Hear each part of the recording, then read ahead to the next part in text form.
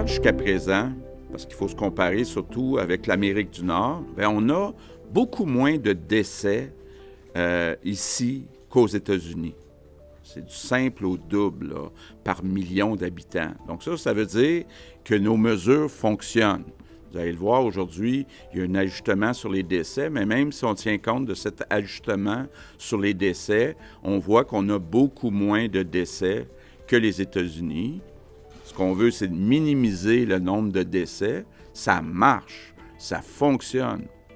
Mais il faut continuer.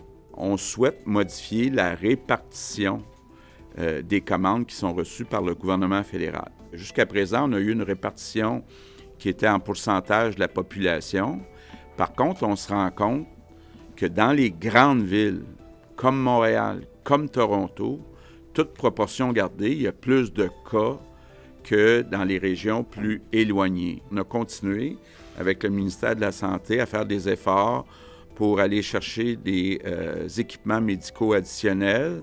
On a une petite amélioration. On était à 7 jours d'équipement, là on tombe à 8 jours. Là, on a fait le choix, plutôt que de gérer ça à Québec, de décentraliser les fonds. Ce sont ces gens-là en région qui connaissent le mieux les petites entreprises en région. Donc, c'est eux autres qui sont le mieux placés pour savoir qui aider parmi ces entreprises-là. Donc, ce sont des fonds au total de 150 millions.